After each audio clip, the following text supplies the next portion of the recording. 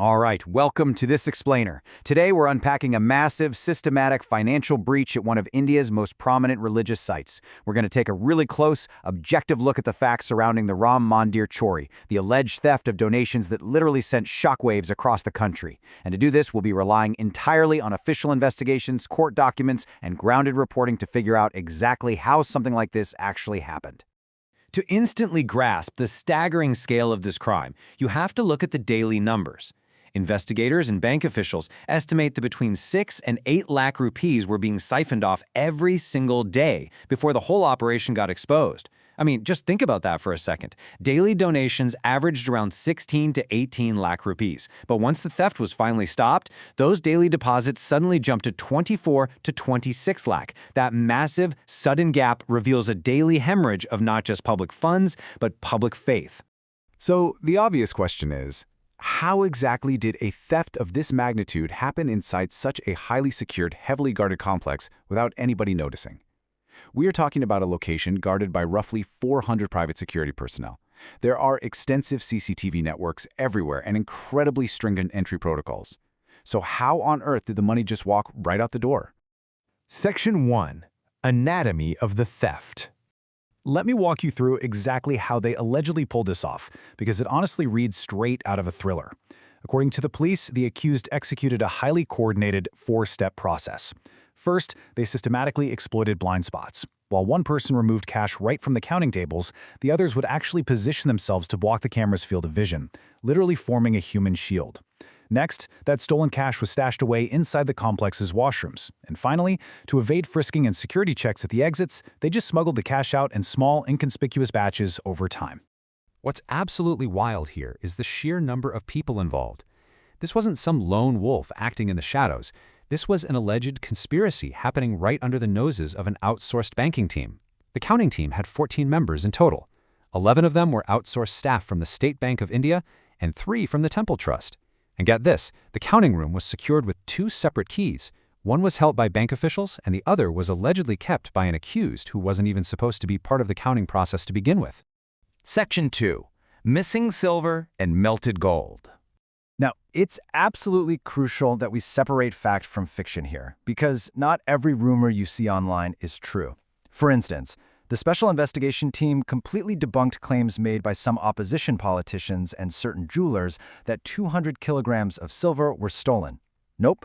Temple records proved that the silver was fully accounted for and had actually been sent away for official government minting. On top of that, fact-checkers completely debunked a viral CCTV video circulating on social media that claimed to show the Ayodhya theft. Turns out that footage was actually from a completely different temple all the way in Bangalore. That being said, investigators are actively probing a shocking new lead regarding the gold. Missing gold offerings donated by devotees, we're talking earrings, bangles, anklets, nose rings, were allegedly systematically melted down. Why would they do that? Well, to completely erase any traceable designs, engravings, or hallmarks. And because there wasn't a strict, systematic record of the jewelry donations kept initially, it made it incredibly easy for these items to just vanish and be converted into completely untraceable, plain gold biscuits. Section 3. The investigation and fallout.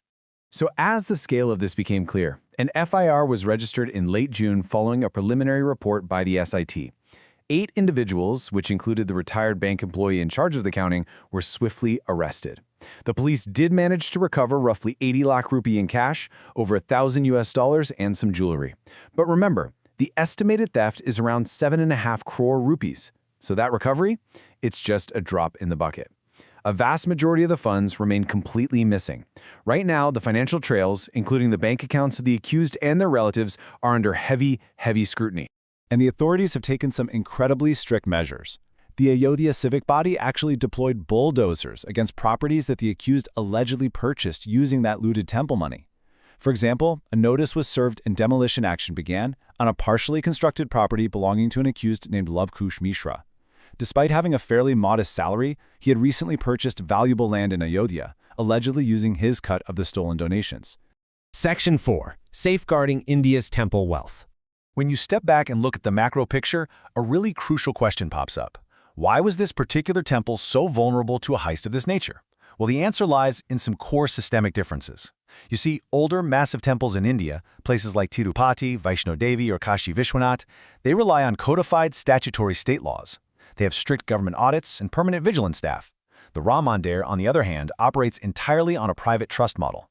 There's no mandatory state oversight, and sensitive tasks, like handling mountains of cash, were just outsourced to a private agency. At other major temples, you'd literally have magistrates or government administrators physically present in the room during counting. Here, that statutory framework was entirely absent. Section 5. The Quest for Accountability. The timeline of all this is, well, it's incredibly revealing. This didn't just happen overnight. Red flags were actually raised by an audit firm way back in 2020 regarding the lack of systemic records for donations. Then, reports indicate a whistleblower first detected the theft in 2021 but was reportedly sidelined. It wasn't until February of 2026 that the embezzlement was finally officially noticed by the staff. And then finally, in June 2026, the SIT was formed and the FIR was registered. Amidst all this intense, growing scrutiny over how public donations were being managed, several senior trust officials, including the General Secretary and key trustees, have stepped down, citing moral responsibility. And the SIT, they aren't stopping at the counting room floor. They are actively diving deep into the personal assets, real estate purchases, and financial resources of these upper-level trust officials to completely rule out any wider complicity or undue benefits. To truly understand the brazen nature of this crime, you have to hear this chilling response. When a member of the counting team first warned the counting in charge, Subhash Srivastava, that money was actively being stolen right off the tables, Srivastava allegedly brushed it off with this exact quote, "God is watching, it's not as if it's going from your or my house." Honestly, that sentence perfectly captures the systemic apathy that allowed this Ram Mandir Chori to flourish in the first place.